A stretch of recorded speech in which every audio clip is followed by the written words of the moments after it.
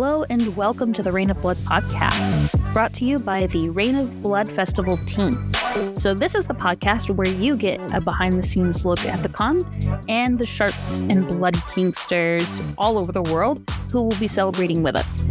So this podcast is intended for mature audiences who have an interest in blood and sharps-based kinks only. So if that's not you, then this podcast definitely is not for you. So these are real stories from real kinksters, and so they may contain discussions surrounding things like health, mental health, kink, blood, self-harm, traumatic experiences, and more. So if you're having a rough day or these topics could be distressing for you, then we would advise you to come back when you're more ready to enjoy the topic with us. Welcome, my amazing Sharps listeners. You are chatting to Miss Kitten on a Friday afternoon. It's a very windy Cape Town from where I'm coming from. We're expecting a huge storm this weekend, so everything feels blustery and there's lots of noise outside. It's lovely to be in my quiet dungeon and to bring you this amazing guest. This afternoon we have Miss Hellcat all the way from the US, and I'm really excited, and she's going to be representing for us on our Bipoc panel, and I'm really super excited to be able to chat to her and just connect from so far away with another Sharps lover. So welcome to our little podcast, and we're really privileged to have you and really grateful for your time and for you joining our panel as well. Thank you. I'm glad to be here. Just to give our listeners a little bit of background, do you want to just start us off and tell us a little bit about how you got started in Sharps and what the journey looked like for you a little bit? My journey in Sharps started more with blood, actually, than Sharps, and kind of evolved into Sharps. I've always been a lover of dark things and came about more in my music taste and in my horror movie. I was a goth chick in high school and, that kind of thing. And that evolved into cosplay and then kink, and kind of came about it through that. And Sharps was just a natural progression for me from that. So I've been doing kink for as long as I've been legal to, I should say.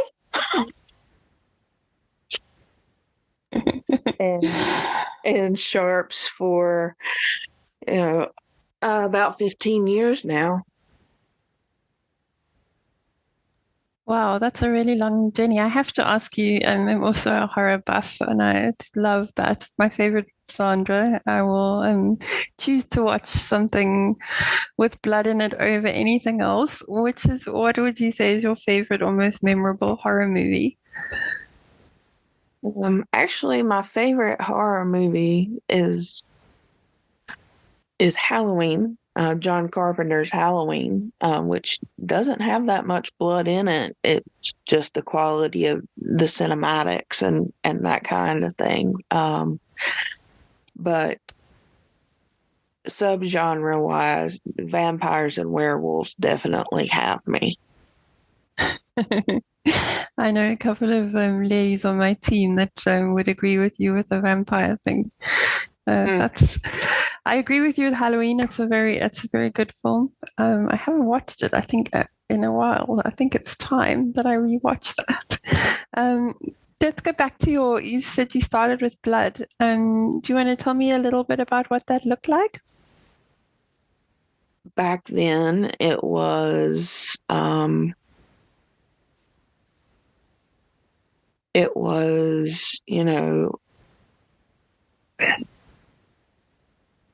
cutting each other with, to get to the blood.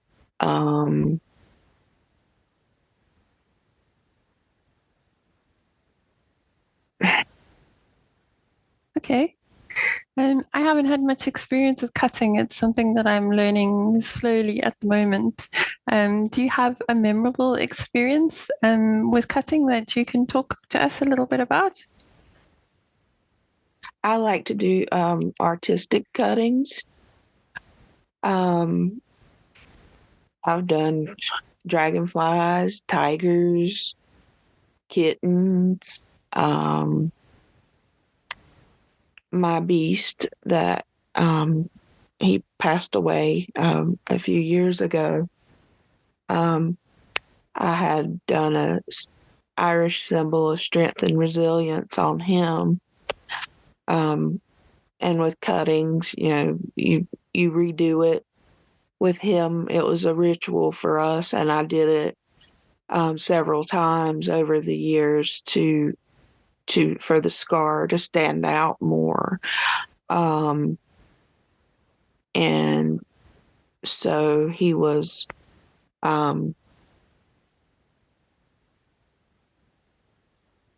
sorry. I have memory issues. I lost my train of thought. But so I've done a lot of artistic cutting as well.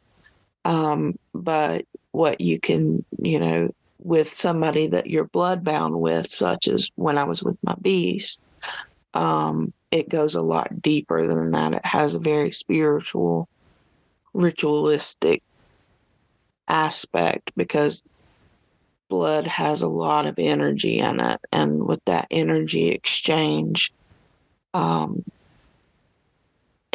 it can be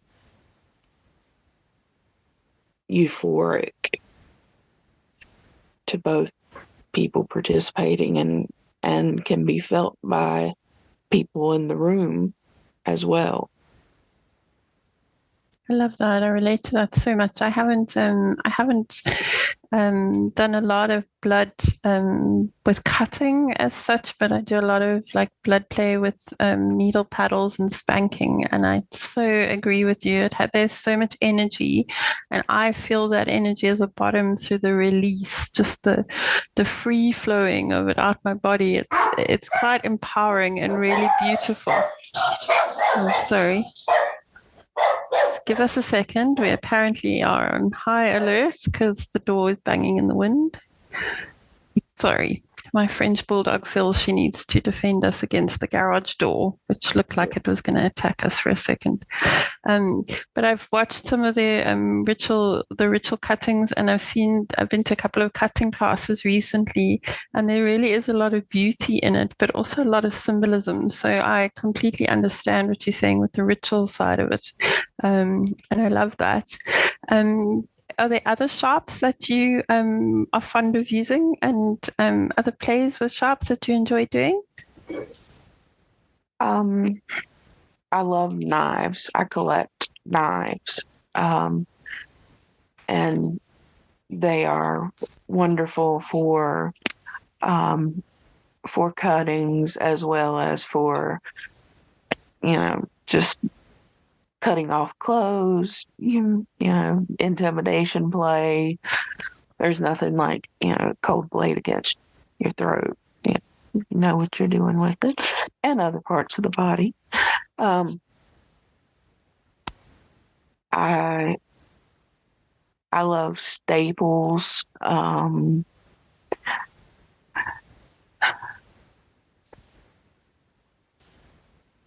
All of these scenes that all of these kink experiences that you're talking about require a little bit of risk management.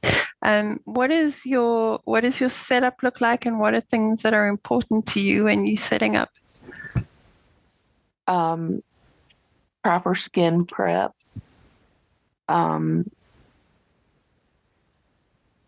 You have to make sure that you're working with the cleanest surface possible. You want to make sure that you cover or disinfect the surface that your partner is going to lay on. I also cover the floor.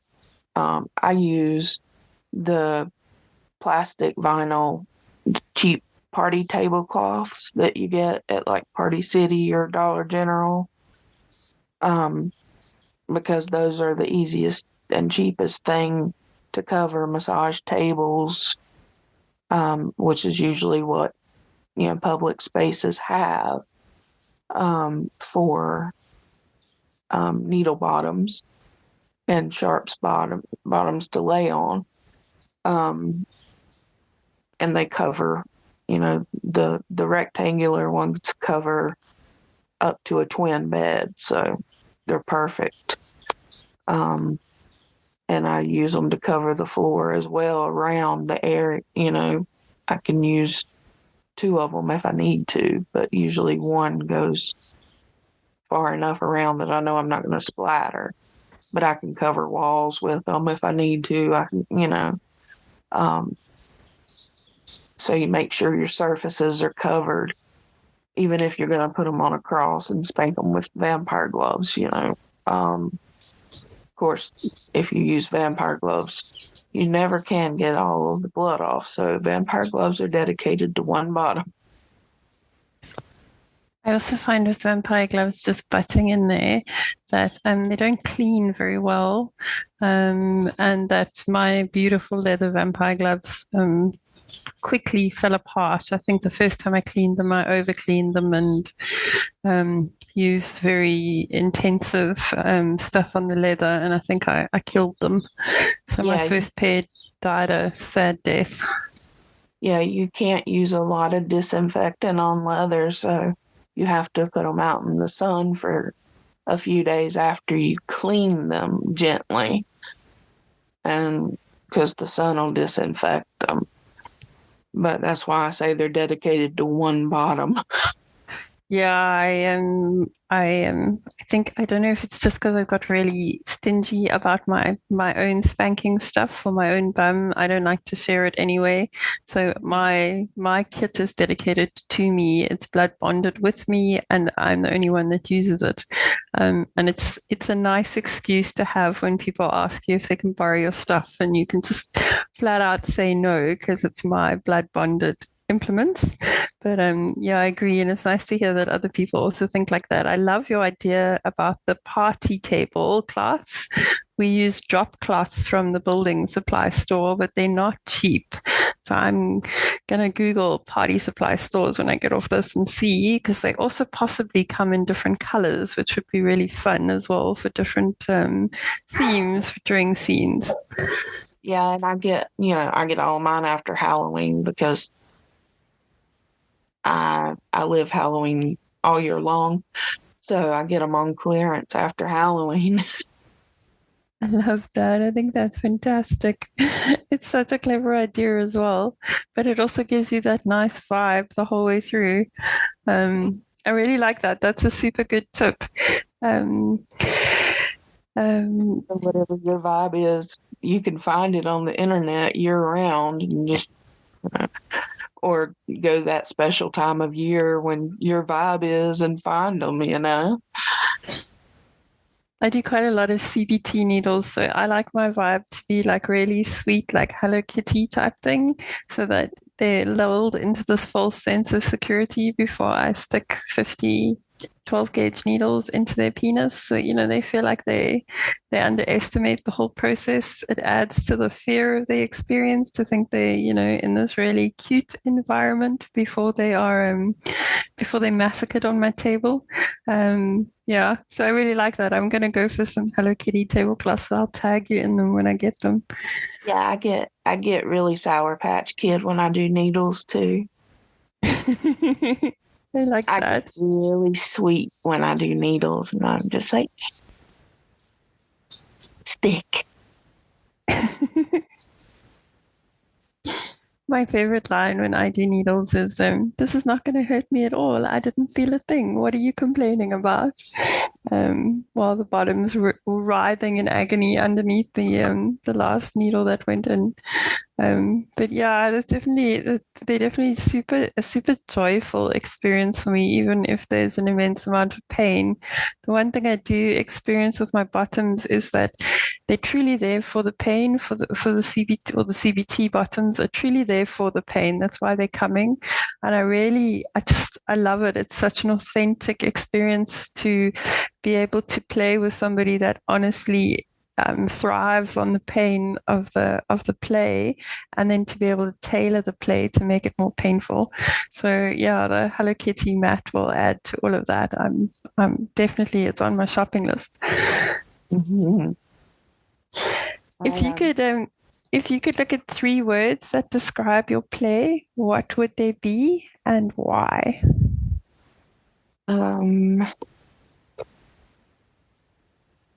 Playful, passionate, sadistic.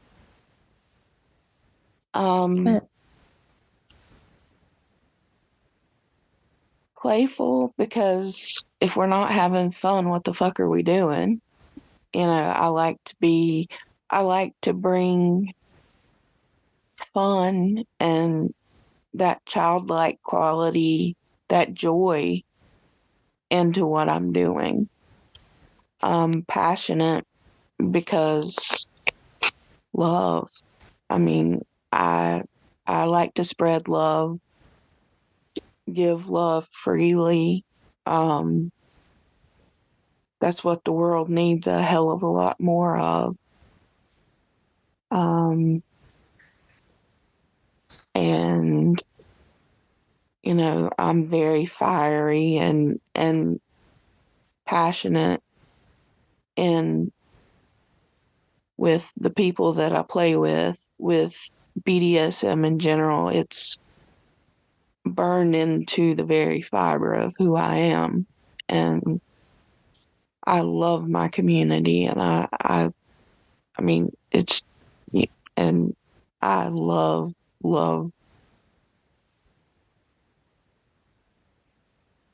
all things blood and sharp, and you know, and I totally forgot the third one. Oh, that's good. I'm having a big smile about how much you love blood and sharps, and I can so relate to that. I think it's beautiful to see how it's connected a whole lot of us across oceans, and there's just a real passion for the kink and for the information that goes with the kink, and it's really beautiful to be able to share that with somebody, even though you're miles away. And this opportunity just becomes much more special because it's connected through sharp things. So just a privilege for me. When you're looking to play, because you're speaking about community, when you're looking to play with somebody in the community, maybe you can help our listeners with some ideas about how you vet players, and what are good ways to vet players, and what are important things when you vet players. The third one was sadistic, by the way. I did remember. I think that speaks for itself, though. Yeah, I was going to say, I don't think any of us would be here if there wasn't a little bit of sadist in all of us. Right? Yeah. When you're talking about sharps and edge play, yeah, you've got to be there already. Vetting is very important. I ran a group in my hometown area for over a decade before my husband passed. And it's people very much underestimate and throw out the importance of vetting someone before you play with them. Especially if you're doing something like sharps and blood play. This is literally your life, you know. You're giving them access to your very life energy and your life fluid. And or you're taking someone's life in your hands. In my case, because I'm a top for needles and sharps. And,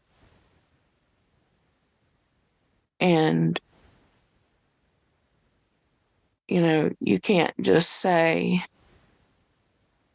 hey, I played with Ted, ask him. That's not good enough.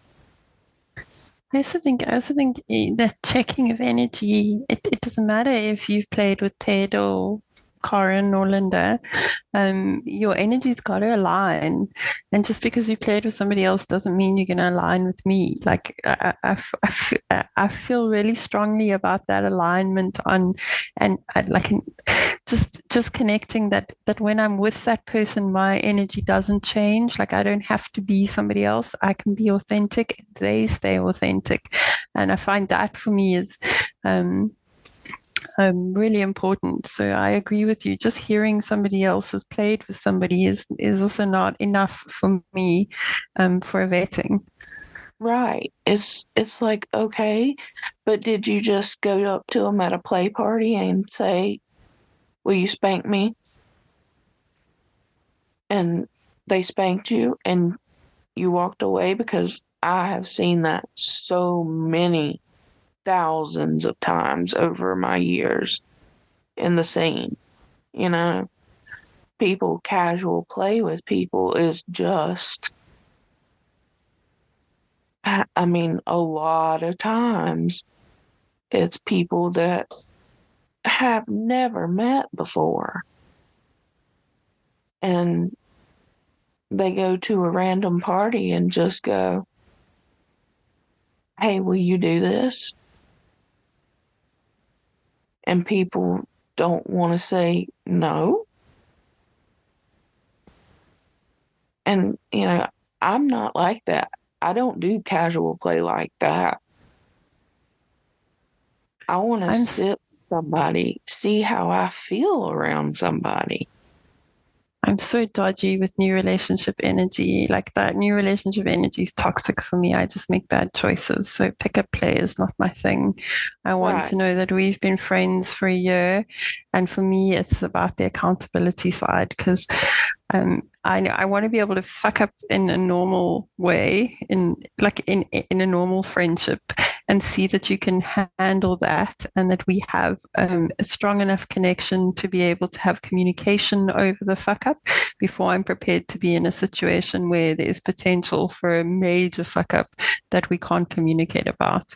And my new relationship energy, and I think I do quite a lot of newbie stuff and BDSM 101 stuff. And I think that there's a little bit of frenzy in that new relationship energy and the excitement about doing the thing more than there's thought process about the risk involved in it. And for me, this whole thing is trauma bonding on some basic level. So if you're going to trauma bond with someone, it would be nice to pick someone you can trust in and that you relate to. You've spoken about that as well, and that you actually can connect with. Like, I think that's super important for me. Absolutely. I think that's important for every person on the planet. They just might not know it. Yeah, I made some really dodgy mistakes when I came into the community. I thought I was invincible and could do all the stuff, but I consented to a whole lot of stuff. I had no idea what it really entailed. So I guess in the beginning you don't know what you don't know, and you have to learn it somehow. And some people, like me, for example, only learn it through experience. So I have a bit more patience with the newbies who come in and who need to learn by experience, because we all have autonomy. You can learn by experience, but I'm going to have my say and tell you up front. But it has made me a lot more careful about about choosing the right players, because I also think when you do have the right player, it's an incredible connection. You've spoken a lot today about just sharing a life through the blood, that you actually, you're sharing something deeper than just a spanking or it's huge intimacy and huge vulnerability to bleed in front of somebody or to have somebody bleed in front of you. So making sure that your choice of player, that you're doing that with the right person is hugely important, because otherwise the trauma that follows can be a bit epic. Absolutely. That's true in every walk of life, whether we're in BDSM or not. We all learn by experience. We all grow and change throughout our lives, and it's by that experience and by our fuck ups that we grow, and that some of us, you have growth. You have to either, choose to learn from your mistakes or keep making them. But that's how we grow and become better versions of ourselves. That's hugely important to me.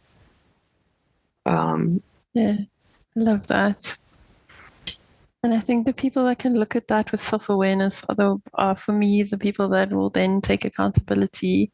And I think there's a connection between consent and accountability, or that's what I've found in this community. Is it's not just about permission. Consent for me is a bigger topic, and finding your own accountability and consent both start with self. So being able to find that in yourself and then bring that to the table is really, it's a privileged experience to share that with another person who can do the same, because the cubic depth of relationship just is so much deeper, and it's so much more memorable at the end of the day. And I think we're playing in a candy land of very deep experiences. So making sure you pick the right partner for me is hugely important. What would you say is your what is a green flag for you in looking at a new partner? What is the one thing you like the most, or that appeals to you the most? I have to say, you said deep about 3 times in that last sentence. My husband called me his deep end because he was a new when he met me, and he said he jumped into the deep end. He did pick a sadist story. Like, he had the choice. He had autonomy in his choice. He could have made a different one. I was fully informed, and I jumped to the deep end. What was your question again? What is a green flag look like to you? What is a really positive that you see when you're looking for a new player? A new player.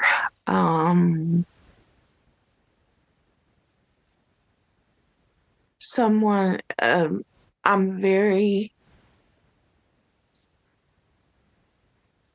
connected to energy.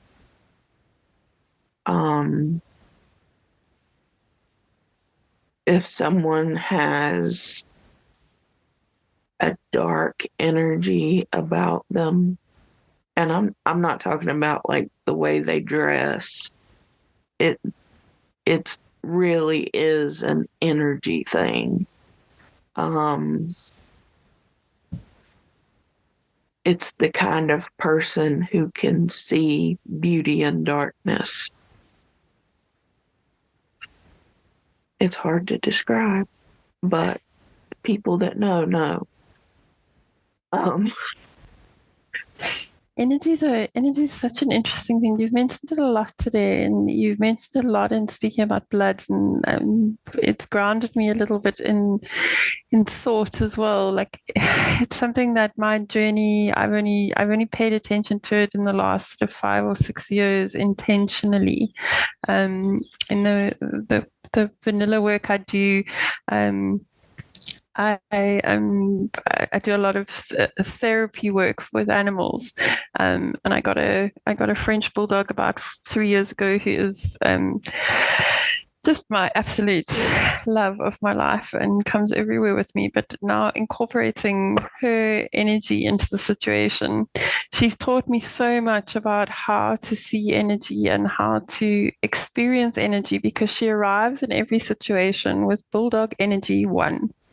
She literally is calm and relaxed and settled, and it makes such a difference. It's really made me aware of what energy I arrive with and um, how I'm reacting in the beginning part of a situation, and it's made me more aware of how I change my energy in a situation with other people. It's been interesting to look at myself and to say, this is, I need to be more aware of of how people how people encourage me to react, and how I respond tells me a lot about that person's energy and how it's working in the connection between us. It doesn't mean that they're a bad person. It just sometimes means that they're not a great person for me. Absolutely. I think we as people, you can look back at your past relationships and we can villainize the other party.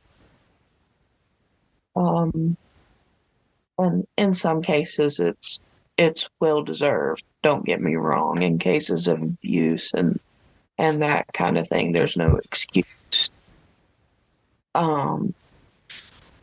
But a lot of times there's a lot of blame, but at the end of the day, it's just simply that one person was at a different place than the other, or you just didn't fit. Your energies didn't align. Your morals didn't align. You just weren't a match. Nobody needs to be the villain in that. Yeah, I agree with that. I so relate to that, especially at the moment. That there's definitely a time and a place for everything, and that sometimes the energy is just not for me right now. It doesn't mean that they're necessarily a bad person, but it just means that they're just not part of my journey or good for my journey. It doesn't have anything to do with them as a human being. And aligning with them means that I'm not being authentic to myself a lot of the time. And I've become quite aware of that. I think we're less encouraged to be present. That being present is something that Sharps has really encouraged in me, that just taking the time to experience the moment. And I think Sharps is probably one of the first things in my journey of life that has sort of been that grounding, that I'm fully aware and present in that moment. And it's such a privilege to be able to be in that space and have the awareness that comes with it. Absolutely. My former submissive husband, I'm sorry, he will always be my submissive.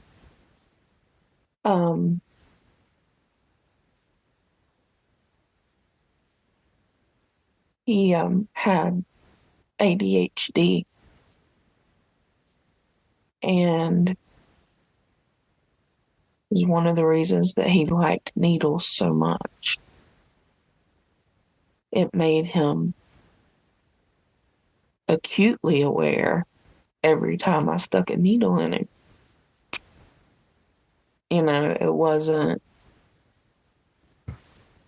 It was something that kept him present.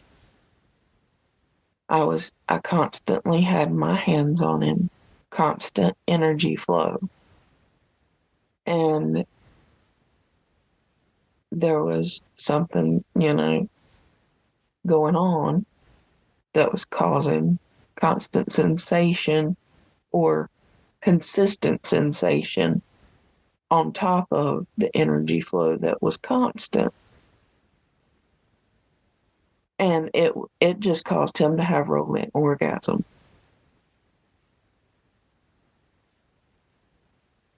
You speak so highly. It comes across as such a beautiful relationship. I really appreciate the share today, and I really feel privileged to be able to listen to you talk about it, because there's such a beauty in the way that you address it. It's really lovely to experience, and a privilege. He will always be my beloved. He was my beast.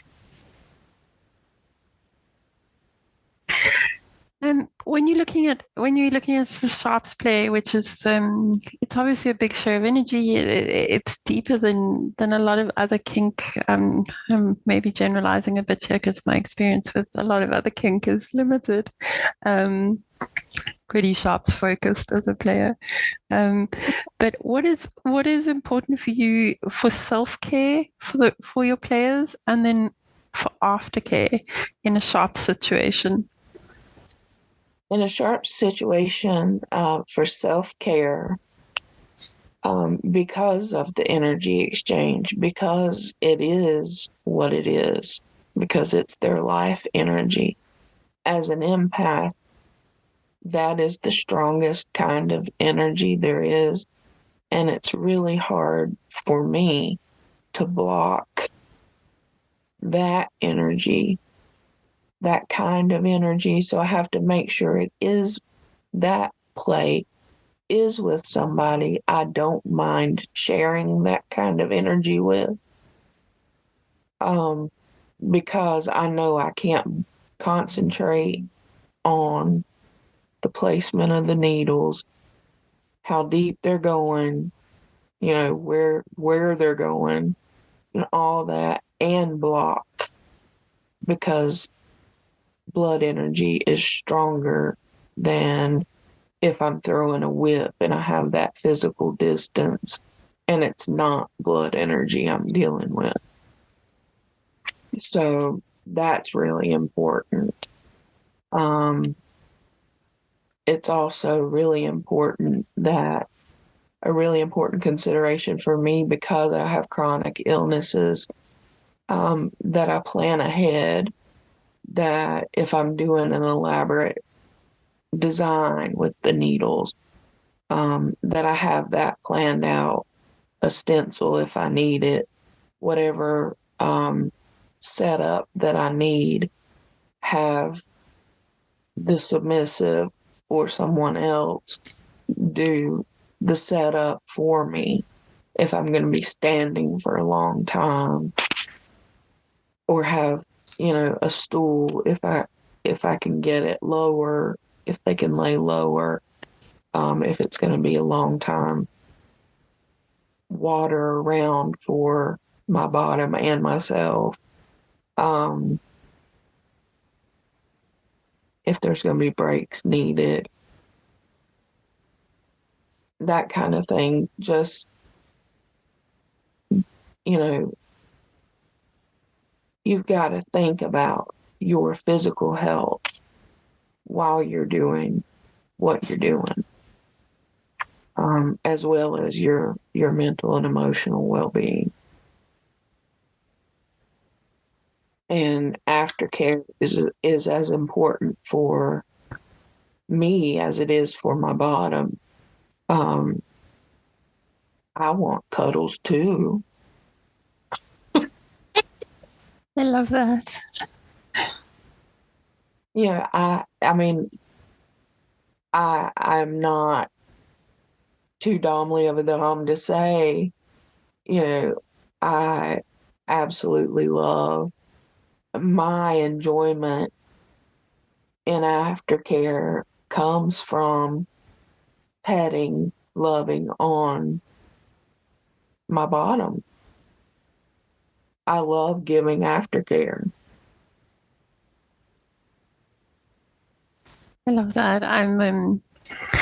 I can be quite distant after a scene. I'm a bit neurodivergent, so I need a bit of time to digest what I've done and how it's played out in my head, and I need just a little bit of time to be in my own space after, just to breathe. But I really appreciate seeing people who can connect like that and share the love. And you spoke earlier about how love is part of your play, and it even translates back to your aftercare afterwards. It all comes together in the package. It's lovely to be able to experience through your words. Yeah, I mean, it's, I see it as, it's all a form. I mean,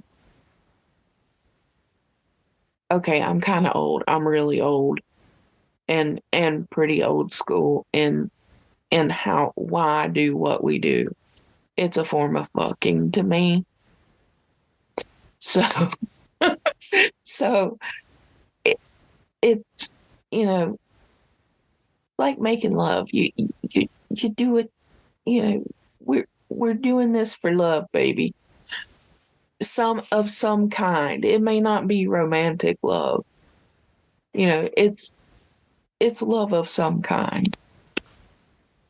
I think that's a great reminder. I think the penetration of anything, and in anything that I've done penetration work with, like pegging or all the way to sharps, there is a vulnerability that needs to be validated after the experience.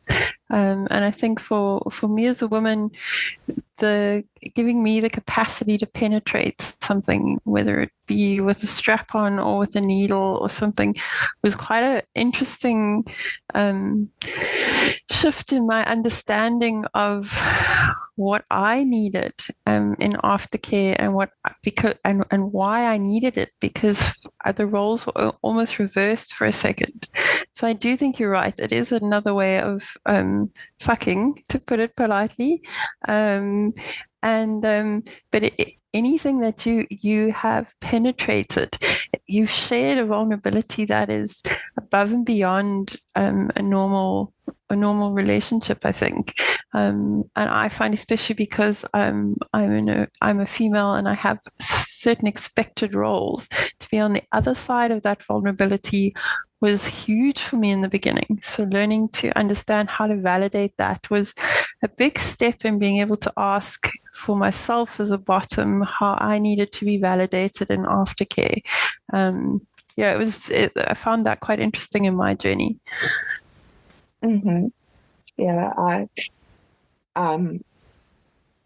I'm two-spirited, so I can see both sides, male and female, and I can tell you when I put my cock on, it's, yeah. When I fuck with my cock on, it's a totally different. Aftercare is totally different as well. I become more like, I need a minute, give me space afterward. I'm not cuddly. I don't need the cuddles right after and that kind of thing. But I have a different mindset, I find. But then I come back and want the cuddles. I love that. I think you would want the cuddles anyway. You sound like the type of person who I think most of our listeners will want to cuddle after this episode anyway. But I just need a minute.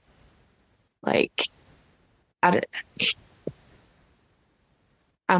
like you said, you just need a minute to collect yourself.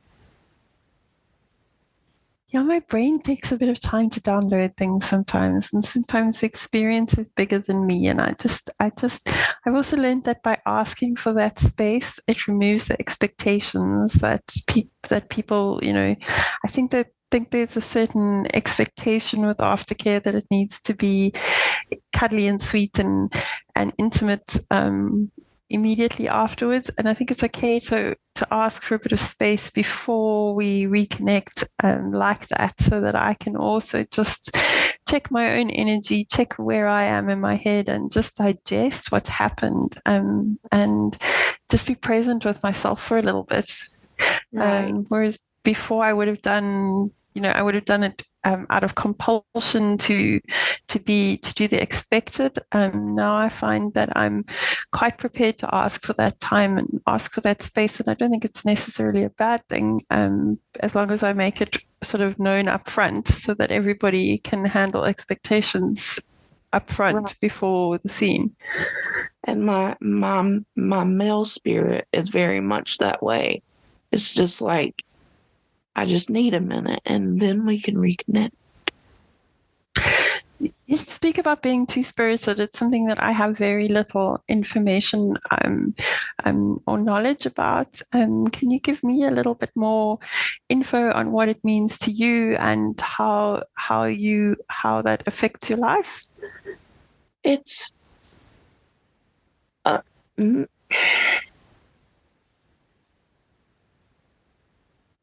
also referred to as two-gendered. Okay. But it comes from the Native American world. It's someone that has the spirit of both male and female person within them. And I've just always had two distinct spirits, one male, one female, that I've been perfectly comfortable with in a female body. I've never wanted or considered changing my body in any way. But, ask me on most given days and I'd rather be called daddy instead of mommy. Mommy just don't fit right with me. Not that I want to be either, really, but given the option, I was talking more parental than, because I am a parent, but that just sounded totally wrong. Don't worry, I understood that. I get it. I admire the one time I wasn't thinking kink.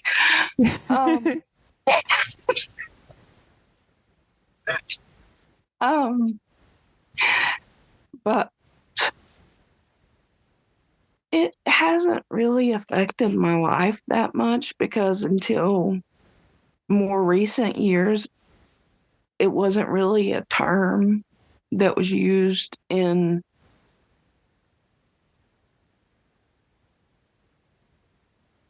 more, I guess, white America or more mainstream America.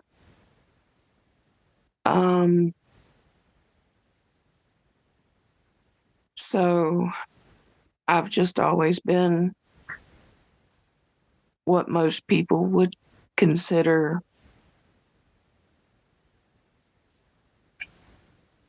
I've always just called myself queer. And that's still perfectly fine with me. But, I'm more masculine than most feminine girl. I'm not. I was a tomboy growing up.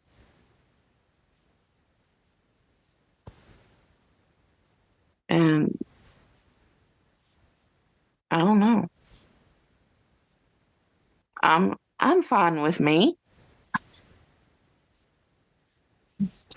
I think, but I have cocks and I use them, and I definitely have a separate male entity within me. I love the self-awareness and the acceptance. I think that there's a huge lesson in that. Gender in my country is very dictated by the sort of norms that our society gives us. We, as much as we're a cosmopolitan nation, we've developed a little bit slower with acceptance of anything outside those norms. So it's only been later in my life that I've really experienced words like queer on a sort of open scale. It's been really an interesting journey to look at my own bias in the situation and just to be open to relearning concepts. So I really appreciate you answering some questions on that for me today. It's something that there isn't a huge amount of open conversation about where I'm from. So it's, probably the last 5 years, it's become more acceptable where we live, and you're seeing it in the younger generation, but the older generation is very much confined by colonial religious beliefs and religious ideals. So just really interesting to hear you talk. I could talk about it for hours. I have a million questions. And just so lovely to hear that your self-acceptance, I think that there's sort of a genuine authenticity about the way you talk or have spoken the whole way through this chat. It's really, I just feel privileged. Like I feel quite honored to be in your space. And it's amazing how different the cultures are. And I'm always just surprised that we all connect over one sharp little needle. Oh, I know. I am too. And I'm really honored to be talking to you as well. I love meeting people from all over the world and talking with them over, like you said, over one little needle.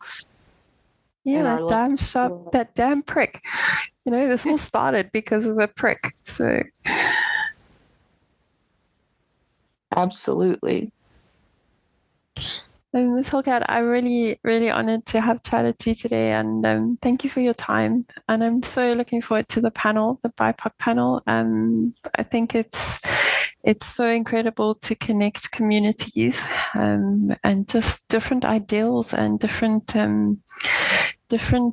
educations, and to be able to bring us all together in a space where we all have time to listen to each other. I think that's I'm just loving that. For me, it's really special to be involved in something bigger than myself, and this feels a lot bigger than me. So I thank you for being in my little dungeon, even though you were so far away. You were still here with me today, and I loved talking to you about energy. It was really special. Thank you for talking to me from my little dungeon. Yay. For all my listeners, we're coming up to our panels. We've got panels starting in like 8 days. So exciting. We have 4 panels that are free to attend. We are asking for donations for our panelists, but it's not compulsory. More than anything, we want you to listen. We'll be broadcasting these panels on this podcast after they happen. So that's quite exciting, so that you guys can have a listen to them as well. And then we are getting closer to Reign of Blood. It's April. We're counting down the days. Our on-demand has gone live. We have some great recordings, and Solaris has really put huge time and effort into all the basics. So please, if you don't have a ticket for Reign of Blood, get one. If you need a sponsorship for Reign of Blood, we have sponsorships available. Ask for one. If you want to just attend the on-demand and the one-on-one stuff, it's all on YouTube. We can send you a link. There is a separate ticket at a really reduced price just for those educational resources. So we just hope that you are keeping sharp. And from my dungeon to yours, lots of love and kitten kisses.